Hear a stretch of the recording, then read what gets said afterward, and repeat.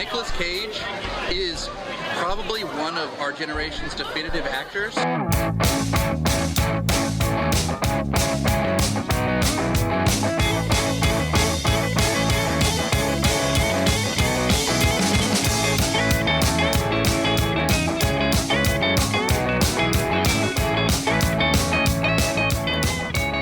Hello and welcome to Cage Fighting. It's your main man Andy Gillard here. Hope everyone's doing well in the world right now.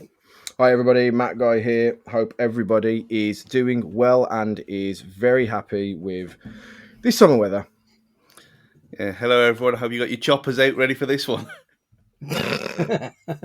There's some pun there to be made about a helicopter dick, I think.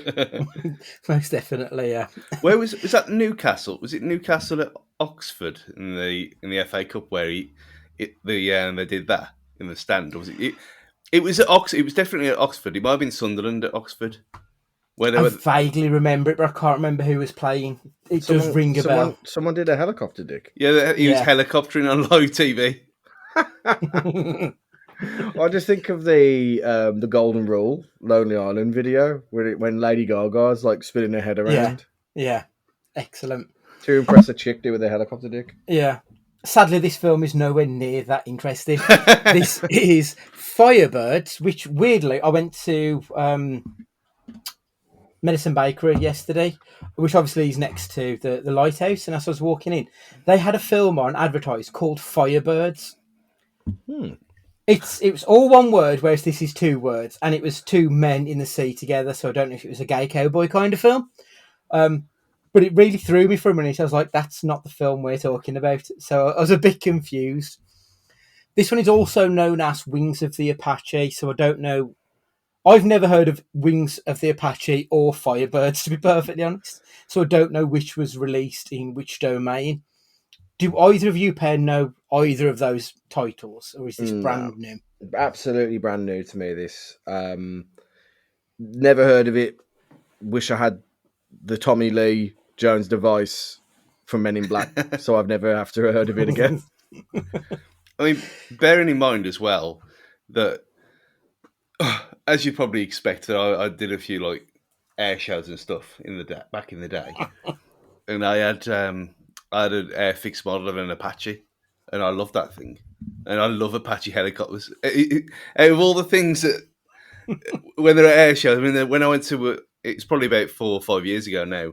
Last time that was at Cosford, and you could the doors were open, you could go inside, and it's like taking Ethan as an excuse to go in there, and it was amazing. But yeah, you know the Airfix ones where you break all the little pieces off the main plastic and paint them yourself and everything. And I had it on a piece of string in my room, and I love that thing. And when I saw the the poster for this, I thought I quite fancy doing an Airfix model again. I might as well just accept being middle-aged there anyway. Just bring it on. But even me loving Apaches, I'd never heard of this film, or even a hint of it at all. No. I imagine you were quite excited about it though when you found out that it was about helicopters. Yeah, very excited. Yeah. So obviously the cast, we've also got Tommy Lee Jones, stalwart of cinema. I can't say he's an actor who I think is amazing, but he's always solid in everything he does. Is that fair to say? Matt, do you think more highly of him than I do? What's Tommy Lee Jones to you? The thing is, Tommy Lee Jones is Natural Born Killers. He's one of the stars of that film, so he's always going to be. He is actually. He's one of the. I don't want to go too much into this film, but he's one of the only positives for me. He's Natural Born Killers. He's Men in Black as well. He play someone not in Kill Bill. He plays like No Country for Old Men. Yes, yeah, exactly. He's in more than you realise. And I don't. He often puts just exactly the same performance, no matter who he is. He's the same character in every film, but. I like Coca-Cola no matter what country I go to. So is that necessarily a bad thing? I don't know. I'm a Tommy fan. I think that's my issue with him. It's just that he's very one note. He's very good at that one note, but there's just not a lot of range for me personally. Oh yeah. Stu, thoughts? Yeah. He talks really fast in everything he ever does, and he's all that kind of authoritative and very straight to the point. He's almost like the police version of the Glenn Moore show Military Man. Yeah, he is, isn't he? He's that kind of person when you kind of think of Tom Lee Jones. But yeah, I can't think of him being bad in anything because he's the same in everything. Yeah, absolutely.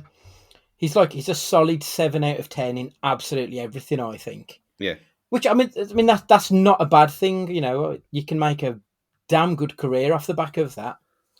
The other actor in this one who is pretty well known would be Sean Young, who obviously Rachel from Blade Runner is probably the highlight of her career. She's done quite a lot of films, but I've got to be honest, not a massive amount that I think I've seen other than Ace Ventura, Pet Detective. But she, again, everything I've seen her in, she's always good enough. Stu, do you agree? Yeah. I mean, as soon as you say Sean Young, you think Rachel. Yeah. And yeah, you do. If that was her in the second one or not, or if it was some kind of weirdness and some kind of face mapping, I don't know. I know she's credited as being in the second one, but yeah, the aging stuff you can never tell anymore. But yeah, obviously I love Blade Runner anyway, so thinking, well, this can't be shit with this cast. How wrong we were. Don't bet on it. Matt, do you like Sean Young, Blade Runner? Yeah, but I can't really think of anything else that I've seen him in other than that. To be fair, it's not really someone that jumps off the page for me. Yeah, I mean, Blade Runner, it's one of those. I think everybody with half a brain enjoys Blade Runner or should. But apart from that, yeah, I'm not too au fait with the back catalogue otherwise. I imagine you will probably you'll know a lot of the films she's been in without particularly recognising her from those films. Which isn't, again, not a bad thing for an actor to be able to just embody somebody and then go off and do something completely different. One thing that I was quite intrigued about on this was going to be the music, because it was David Newman who did this. David Newman, you'll know from Bill and Ted. He did the first 2 films of that. He did DuckTales, which is one of my favourite fucking films as a kid. Honeymoon in Vegas, which we watched not that long ago. Galaxy Quest. And he did last year's West Side Story, which is where I recognised the name from, because that was obviously my favourite film of last year. So I had high hopes on this score. I don't know if it really delivered it, unfortunately. And the director is David Green, which is a name which rang a bell. And when I looked, he was the director who did Buster with Phil Collins. Oh, I love that film. Yeah, it's a good film, but he's not got a massive amount else to his name, unfortunately. So, IMDb describes this film as elite Apache helicopter pilots are tasked with destroying powerful armed drug cartels operating in South America.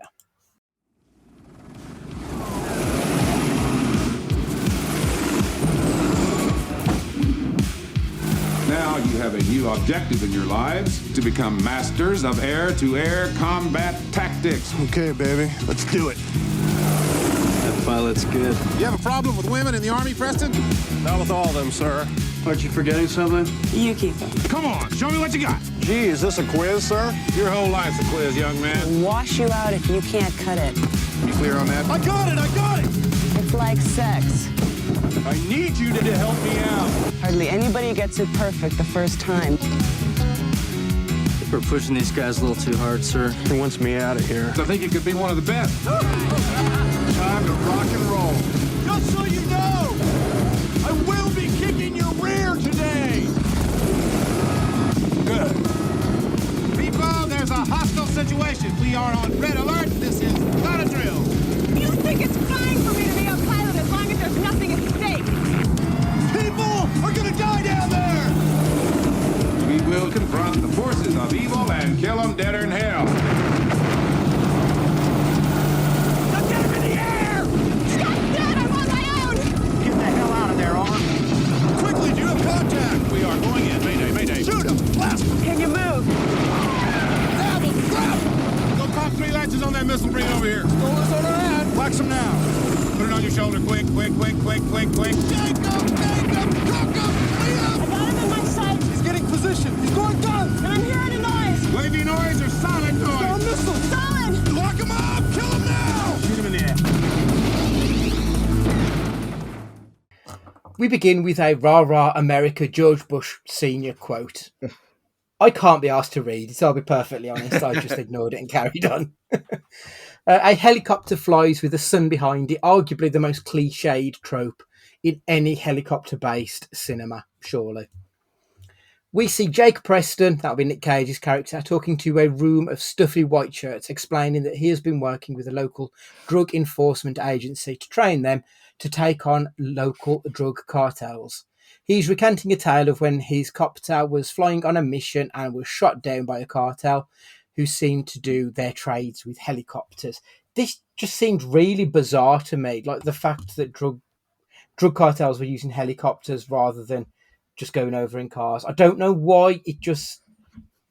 Maybe this is how drug lords work, but all the other films we've ever seen with drug cartels, this is not how it goes down, and it didn't sit right with me straight from the bat. I don't know why. Well, I don't know why they couldn't have just had this as, like Top Gun, nameless foreign foe, as opposed to, why did it have to be drugs cartel? Because it's not like this is Breaking Bad or Ozark or anything like that, where it was dodgy political dealings or anything like that. They could have just been nameless foreign superpower, and we would have been it wouldn't have raised any questions.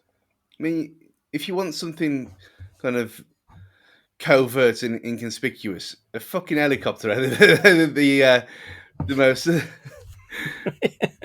easiest thing to go and disguise, is it really?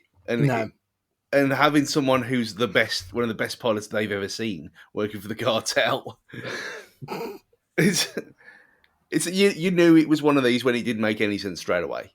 Yeah. The only reason I can assume it was against a drug dealer was it must have been to do with like America's war on drugs in the mid to late 80s. That's the only reason I can see behind it, because it didn't really play a part in the rest of the film. It was a bit weird. As you say, it would have been better off if it was those Eastern Europeans. That would have been enough. Yeah. The shirts in the room decide to set up a training camp for helicopter pilots to attack the drug cartels. Tommy Lee Jones gets brought in as the lead trainer, Brad Little. Why is it every time Tommy Lee Jones gives a speech, all I can hear him saying is, what I want from each and every one of you is a hard target search of every gas station, residence, warehouse, farmhouse, henhouse, outhouse and doghouse in that area. Every time he talks, I expect him to end every sentence with that. Little sits in on Preston's first flight, keeping an eye on him after being told that Preston is the one to watch. We see the chopper do some flips and spins and shit. When they get back to land, Little introduces Preston to a couple of other pilots, including Billy Lee Guthrie, and that's Sean Young's character. We get a little bit more exposition. A drug cartel planted a bomb taking out some DEA officers. They reiterate that this mission is the number one priority for the government. Whilst attending Little's birthday bash, Preston tries it on with Guthrie, because of course he does. It's Nicolas Cage. It's heavily implied at this stage that they had a previous relationship, and we do find out in a little bit that they were together until Guthrie decided to leave to further her own career. We get some more training stuff, this time on a VR machine. It was like watching an episode of Craig Charles' Cyberzone back from 1993. It was awful. Preston does well, but he's an arrogant prick about it, and then they die in the game. We get more sex pest stuff from Preston as he tries to force himself on Guthrie. She banters him away, and we next see her in a club dancing with some other dude. This all feels very much like they're about to start singing You've Lost That Loving Feeling. Yeah. Doesn't it? Preston tries it on again and gets bantered away. The day after at work, whilst in a meeting, Preston holds up his clipboard to Guthrie and he's just written the word sex on it. Like, we're supposed to be rooting for this guy and he just seems like a sex pest. He's not a good person by all accounts in this movie. This is the half-hour point now. So, Stu, what are your thoughts on the opening? How is he allowed out on his own? Yeah. It's like he might as well just rape her on the tarmac. I mean, that's as it's as bad as it gets. I know it's the 80s and whatever, but when he said, "Have you got anything against female pilots?" and he went, "Yeah, this one, or not this one, or something like that." And you think, and just the way he looks at her, it's like, well, you're supposed to believe that they've had something in the past, but he's looking at her like he's never seen a woman before. Yeah, it's very true, isn't it? And he's a homeless man looking at food. That's what he was. Yeah. And there's a few like crazy cage bits straight away as well. When she says no, and he goes way over the top, and just baffled at how shit it is as a half. You think it was again? Is it a parody? Is it supposed to be like this? Is it like a kind of scary movie to Scream kind of thing? Is this what a piss take of Top Gun? I don't know, because I couldn't take it seriously. No, same. Matt, what did you think of the opening? Well, the biggest thing that listen, I'm getting older. My hearing's not as good as it used to be. With drumming for years, without any ear protections, anything like this. I swear to God, they kept saying Mr. President, not Mr. Preston. Because all I could, because they were in the room, I kept hearing this. Like, oh, so it's blah, blah, Mr. President, and I was like, what? He's the president? What kind of fucking crazy film is this? Which put me off for the start. But then when we had this juvenile child who's supposedly the young upstart pilot who's doing his best impression of a sex pest, I just didn't know where this was going, like at all. I was like, then there was drug cartels, and there was this. There was like, it had all the makings of being like amazing, this film, but it was like you've got all the ingredients for an amazing meal, and then you've ended up just fucking cooking absolute slop. And that's how I just felt at the start. Like for the first half an hour, I knew this was never going to redeem me at all. I was like, already the pauses are beginning to go do something else. At 30 minutes, at 20 minutes, I'm pausing. I'm coming back. 10 minutes later, I'm pausing. I'm having a browse Instagram and TikTok. You know what I mean? Like, this film did not keep my attention at all. No, you are right. Exactly the same. It took me like 2.5 hours to get through an 80-minute film. It's really bad. I mean, there was one. I didn't really keep a lot of things just in my head. I don't write notes anymore. But when Tommy Lee Jones said he's as busy as a 3-peckered goat, I've never heard that phrase in my life. And you think, okay, fair enough. You've got something going for you, but this was as good as it got. Yeah, it's quite a damning indictment, isn't it? Right, so Little tries to teach Preston a lesson when he sees his lax attitude whilst boxing. But after getting a few good shots in, the younger Preston has the last laugh, knocking Little down on his arse. The day after, Little struggles to wake up and get to his feet, looking like he went 10 rounds with Tyson. And Preston is running around as sprightly as an excitable pup. Whilst training again, Preston is struggling to bring the chopper down. He can't seem to focus. Literally within 2 minutes, this problem that could possibly end Preston's career is solved. Yeah. So they figure out that he's got a left eye bias rather than a right eye bias, which is generally what most right-handed people would have. And yeah, within 2 minutes, we've got the answer to this. Like, at least try and make a little bit of a drama out of it, but no, it was, here's a problem. Oh, that's the answer. Job done. Did you do it though? That? Yeah. Did you do the thing to see which one was more dominant? I did. I've done the hearing test to figure out which one's more dominant before, but I haven't done the eye one. Yeah, because I think I am right. My hearing and eyes, it's left side dominant, even though I'm right-handed. No, right, okay. So I wonder how that works. I'm like it's kind of interesting. So you're like Nick Cage in this, are you? Like a sex pest.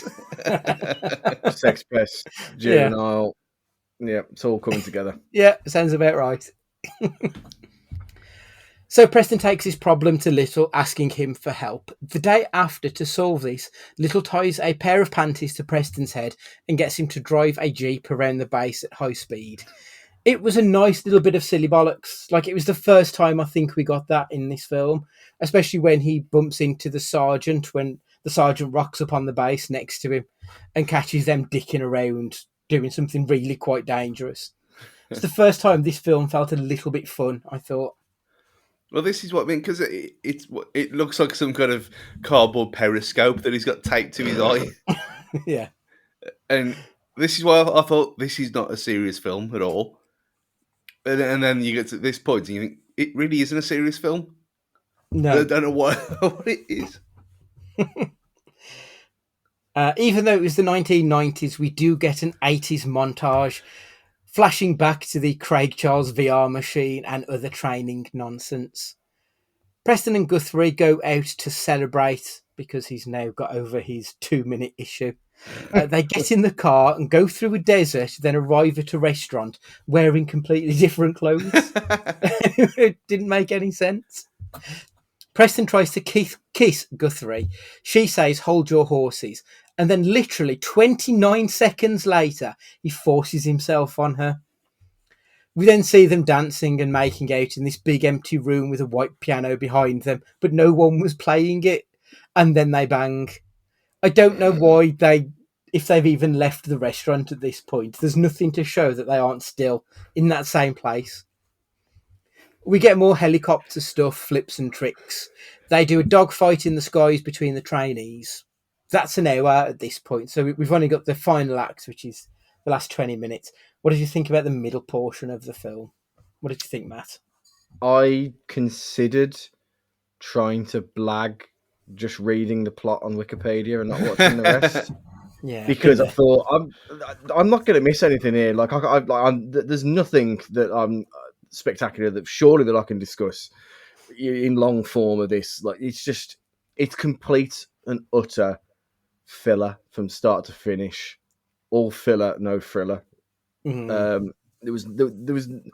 It was really, really poor just from start. Like, and again, just to reiterate, it had all the ingredients of being great. It could have been great. Do you know what I mean? They could have just done a high octane, especially because of Top Gun. I was in the mood for this film, and it was so boring. It was just there's nothing great. There was nothing good about it. The relationships that they explored weren't explored enough. The action sequences weren't that great to begin with. The dialogue between the characters, especially Nick Cage, was absolutely dreadful. And him just being this like completely arrogant, over the top, high flying, no pun intended, pilot. Do you know what I mean? It was just piss poor. I couldn't wait for it to end. Yeah, Stu, were you in agreement? I was just waiting for the next nonsense to happen. That whole thing with the eye stuff, I mean, if that actually happened, you'd be discharged, wouldn't you? You'd be put on a medical. I believe so, yeah. And they would say, "Oh, yeah, you go and see him, he'll sort you out." And then the whole cardboard periscope and pants thing. But I'm making it sound better, more enjoyable than it was, because it was just stupid. It's like, okay, I kind of get what you're doing. But the best part about it that I enjoyed was the VR, and that was for the simulator stuff, mainly for the reason that I remember polygon graphics like that, and it made me want to go and play virtual racing again. It's the highlight of it. Is it made you want to do something else? So the final act begins. We get the team together, and they are shipped out to South Africa to take on a cartel. When they arrive in South America, the base gets attacked by insurgents. You see all of these big explosions going off, but you don't actually see any missiles or any bad guys attacking them. They all then just jump into a helicopter, take off and save the day with a 15-minute sequence of them flying and crashing with no enemy in sight whatsoever. And that's the end of the film. 15-minute fucking action sequence against nothing. So the final act was pretty short. It felt to me like the enemy wasn't really anything. We only saw their helicopter once. We only saw one actual opposition.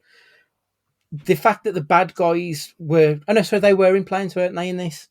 The bad guys, they had that stealth one, yeah.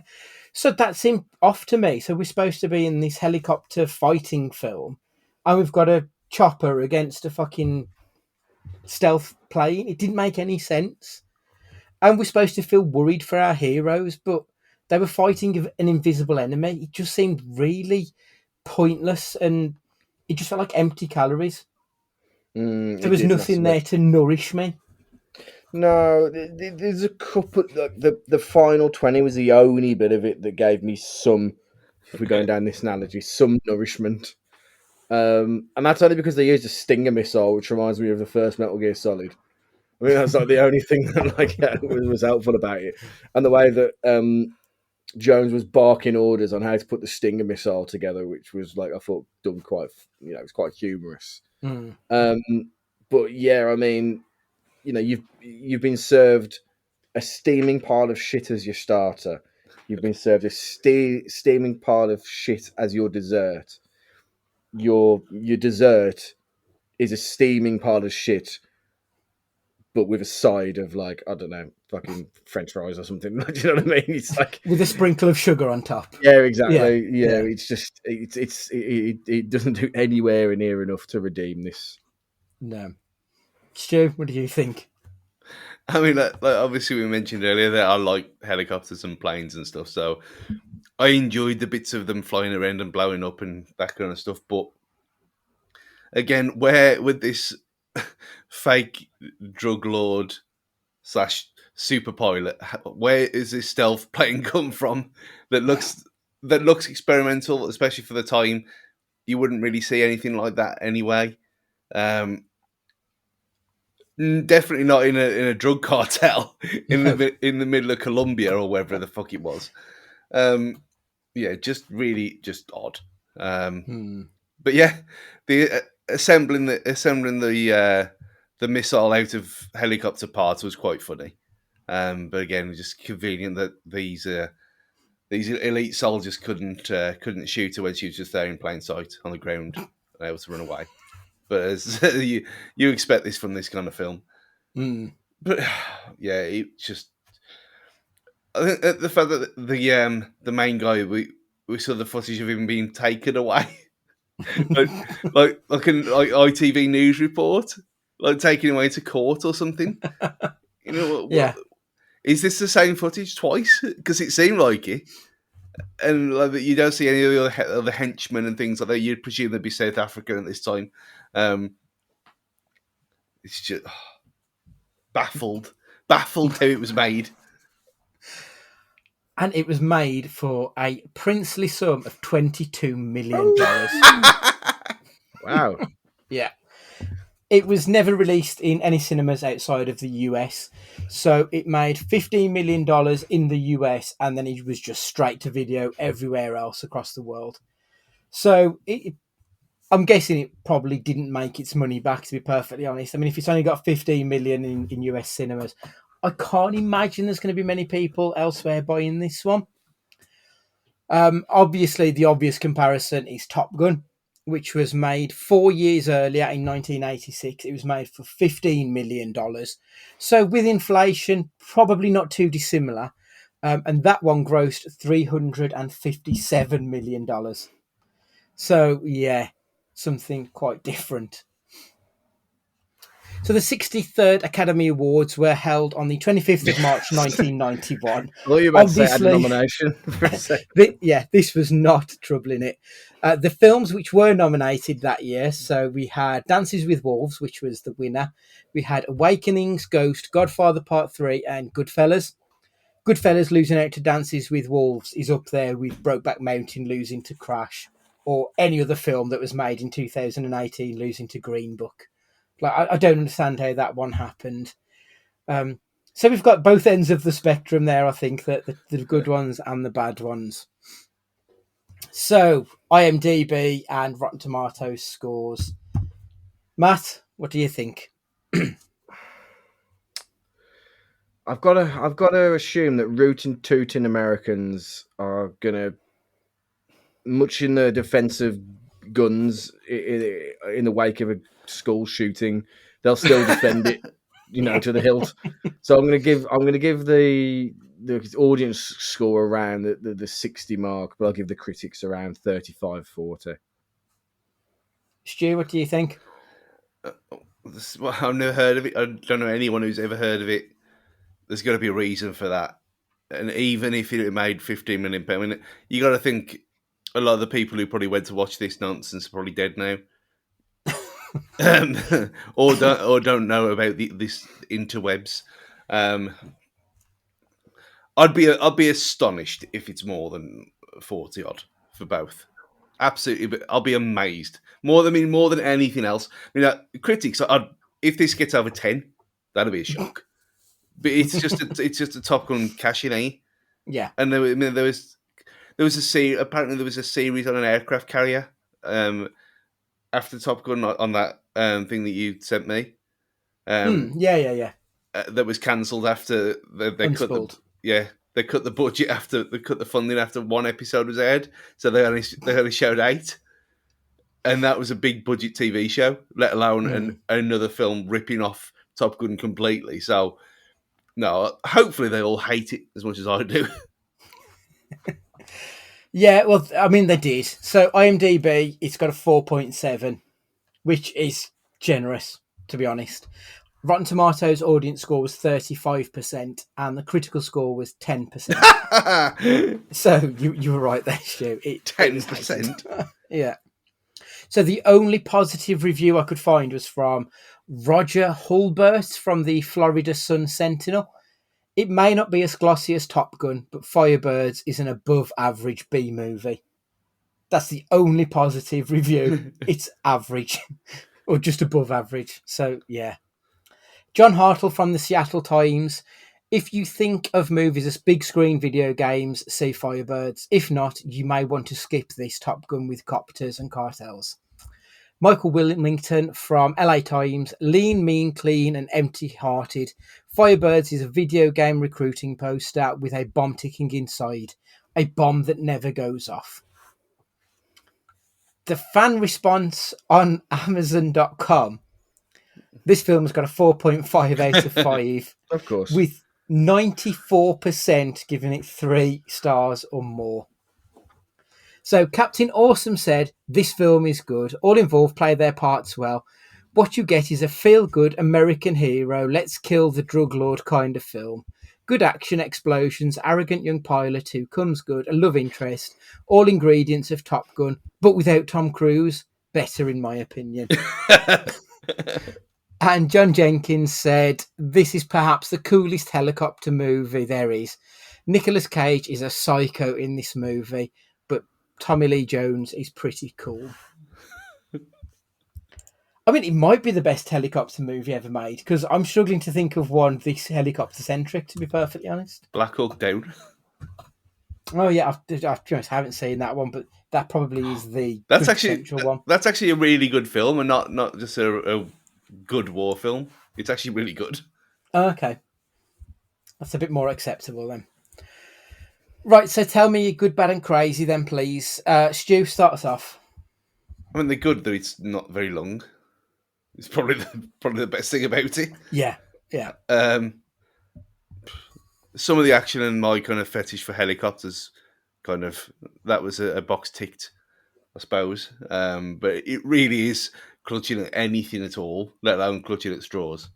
It's just really shit. The bad, obviously, everything, literally everything about it. Even the music is like a rip off.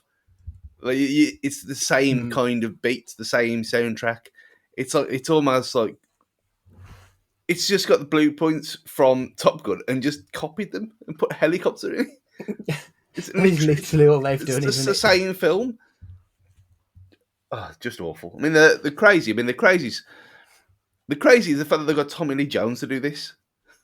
I mean, Nicolas Cage does any old shit anyway, and he's done mad stuff all through his career.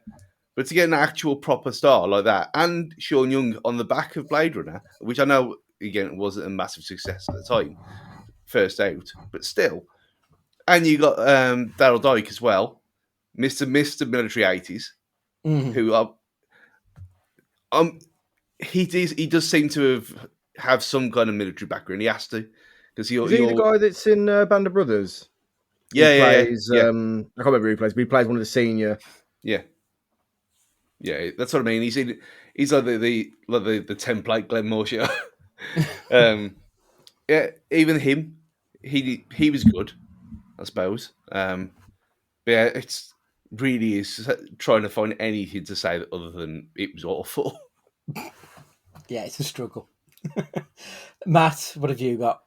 The good was nothing to do with Nick Cage. I could probably hear Tommy Lee Jones talk all day. I just love his delivery, the way he delivers lines. He's naturally really funny, and I think he delivers lines well. And he pretty much did that in this, really. But you know, it's part of the course. Every film he plays the same character more or less anyway. So it's not really to be surprised at. From the helicopter point of view, when they did the final the maneuver to get the enemy chopper in front, I thought it was pretty cool. I suppose it looked okay. He was like, "Oh, we ducked down. Oh, he's not there, and now he's in front." And then he said a line. He said like Nick Cage's stupid cheesy line was actually gave us a small wry smile from me. The bad though, like the camera work during 95% of the flight scenes, where were so difficult to watch because they were just full. Like there's fast cuts, and then there's this. Like it was literally just cut after cut after cut after cut, just like zooming around. I guess it's to try and create this sense of like panic or just how manic it is while you're in the sky. But God, it was off-putting. It's hard to watch, if anything. Like for someone that can't play a first-person shooter, Andy, like I can't imagine what it would have been like to watch it. It wasn't pleasant. It really wasn't. Let's say saying a bit hard to watch. Even though I knew it was on YouTube, I went and found a 1080p version, obviously, and it was the same. Normally, it was MP4. It wouldn't play on my PS4. It's trying to save it from itself. Yeah, so I even got. I go into all out as well. I've got the screen down and everything. I've got the popcorn bowl ready, and I put it on the same USB stick that I always use. It's got all the rest of the stuff in. Loaded it all up, surround sound headphones on, and it came up. Cannot read file. And you think that doesn't happen very often. PS4 plays most things apart from Firebirds, and I think how bad the sound mix was anyway. I mean, there was some that was obviously dubbed over later on. Well, that's my crazy. Yeah, because it's all of the dialogue done in a sound booth because. Some of the sound, oh my God, it was absolutely awful. I thought like had the actors changed halfway through because honestly, like it was so off-putting. I felt like I was watching a Japanese dubbed version in the club, especially. Like, yes, yeah, in the club was like the one where I wrote this note at that scene because what's the benefit of that? Like I don't know why they would do that. It's obviously that whatever they'd originally got was either incomprehensible or mad bollocks, even madder than what they actually gave us. That's the only explanation for it. Is it was too stupid even for this film, so they had to try and rein it back in. Awful. My good was the same as yours, Stu. It was a merciful 86 minutes from the very start to the end of the credits. It was done and dusted, shortish. I've got nothing else positive to say about this film. Like, unlike Top Gun, this one was propaganda on its sleeve. It felt very much like, look at all this cool shit we've got. We've got a sexy young maniac who can sexually harass your co-workers. Don't you want to do that too? Don't work in an office. Come join the DEA to fly helicopters. Cage's character throughout this felt like he should have been done for sexual harassment. It was awful. Really bad. None of the characters here felt cool. Like, there was no Maverick, Goose, Top Gun. These chuds just did not make you want to join the helicopter division at all. They'd make you want to join the drug cartel, let's be perfectly honest. And the crazy, my theory is, based purely on Nick Cage's accent in this film, Jake Preston makes it all the way to become a US Ranger. Then, when he's back home on leave, he goes to visit his pregnant wife, where he's attacked by 3 local patrons of the bar. He accidentally kills one of them, went to prison, and then when he gets to be released, he has to go on on an airplane to go back home. This is the precursor to Con Air. Okay. That's what I think this is. Interesting. What point does he stop being a sex pest then? When he's in prison and he becomes the victim of the sexing. That's it, yeah. There we go. Gotta be. It's gotta be. Also, I've got the director, David Green. He started his directing career back in 1973 when he directed Emmerdale Farm. He went on to direct 60 episodes over 3 years before doing Buster and then this. And also, IMDb might have the most boring trivia page I have read for any film, because almost every entry is just talking about what helicopter models were used, and they weren't the actual helicopters that were in the film. It was fucking tedious. So, did you enjoy the film, Matt? Need I say more? No, it was mercifully, like you said, short. But no, I can't. I can't even. I wouldn't even begin to try and fake that I enjoyed this, and then bring it back around and say it was terrible. It was just terrible. Stu? Yeah, as I spoiled last week, that this is in my.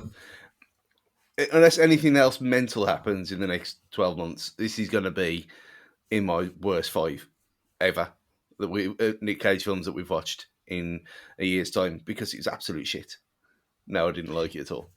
Yeah, I mean, I know last week I'd put Birdy in at number 5, and at least Birdy had a good Nick Cage performance for me. This hasn't got that. I know I'm spoiling the next question, but I don't think it's a surprise to say that this whole film, there was just no jeopardy for the characters. They were fighting a nameless, faceless organisation. So at no point did I feel our characters were in trouble, so I didn't really care about them. And then we had 20 minutes of helicopter flying at the end. There was just nothing. It was really just pointless. So based on this film and this film alone, was Nick Cage good or bad? I've already said that he was bad. It's the most nondescript Nick Cage performance that we've had, bar that piss poor accent, which was the only thing that gave his character a little bit of a second dimension, which is a fucking stretch of a thing to have to say. Stu, good or bad? I mean, it's terrible. It's the only bit we kind of get, like I mentioned, that there's a few moments of Crazy Cage, like when he has a go at her for enlisting instead of going to work in an office or something to be safe, and she tells him to fuck off pretty much, and he kind of throws a strop and throws his arms around on the runway. What is that? Like, how can you be this kind of someone in charge of multi-million-pound machines and act like a twat? Because the woman that you like, who doesn't even like you, has said that she wants a career in the job that she's actually got now, rather than sit at home and not get killed for you. It's no. I mean, there was very few moments of him doing anything that we associate with him, and when he does it well, it's fun. But I think you can't really judge it either, because half of the performances were in a VO booth, and he really can't do it. So. It was doubly shit. Matt, what are your thoughts? No, he sadly for him, I thought at one point when he started being like super arrogant, actually, there's elements of this, but then it just descended into no, not at all. Isn't to his credit, he wasn't given the material to work with, but at the same time, that can't be an excuse every week for shit films. You can't keep running that excuse out. So it's a no. Okay, so we'll round it off then. I want you to finish the sentence. If you enjoyed Firebirds or Wings of the Apache, whatever you want to call it, you may also like. Stu? I mean, the obvious ones to say Top Gun or Top Gun Maverick, isn't it? But if you want something that's not Top Gun and that's a bit military based and that's actually okay, go and find the box set of Sequest DSV for a bit of submarine action. Never even heard of that one before. What? it used to be on Night TV on a Saturday night. Sequest DSV. Okay, right. Is this are we talking back when the A-Team was on? No, it's later than that. It was like mid-90s, I'm sure it was. Okay. No, brand new on me, that one is sure. That's just a quick search. Sequest. See, it comes straight away, 1993. Who's in it that you'll know? Don Franklin? No. Ted Raimi? Okay. Roy Schneider? Jonathan Brandis, I know him. Okay, there are a few faces I do recognise. Yeah. Yeah. I've never heard of it though. It's Stephanie Beecham. I'll be honest, I'm probably never going to watch it, Stu. Michael Ironside. How can you not watch this? I'll just take your word for it. It's got a 6.7. It was only on for 3 years, 57 episodes. There you go. There's a summer done. Great, thank you. Matt? I really couldn't think of anything that I could remotely even link to this, and only because I saw it in a YouTube wormhole I was in. Just go watch Tropic Thunder. It's got a helicopter in it at some point. It's very funny. So there you go. Yeah, that's fair. I've got two. I've got like a good one and a shit one as well. Because obviously there's the obvious answer, as we've mentioned several times. Obviously, just watch Top Gun. It's a better film. But if you want something that's a bit left field, Sharknado. It's a sub 90-minute film where it ends with the characters in a helicopter, so that's fine. And also, I've eaten at the pizzeria featured in Sharknado 2, so that's kind of cool as well. If you want something good, though, I would recommend Sicario. I think that's a much more interesting look at the US government battling against drug cartels trying to bring drugs into the US. The second one isn't as good, if I'm honest.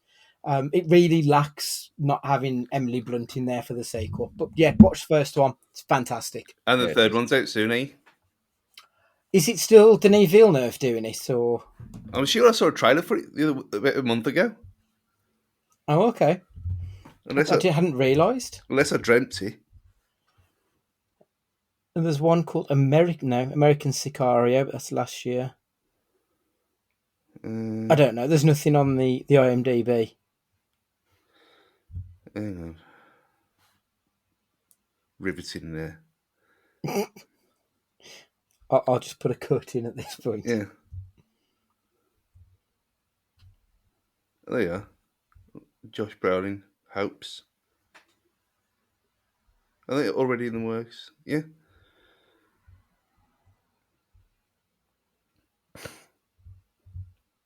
It was fully written, so maybe it was just the logo thing. Oh, okay.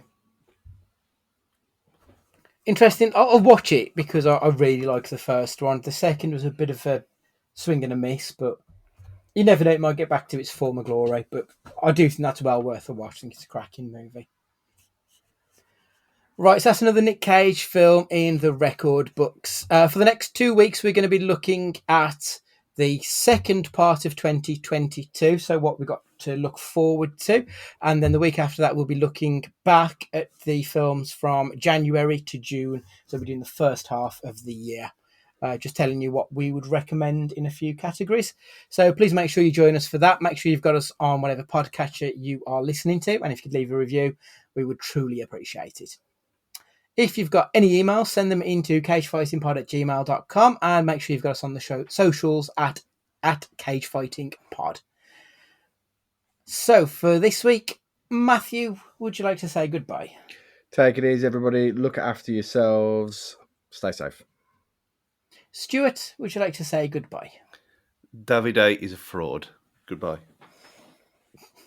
It's goodbye from me. And remember, be excellent to each other.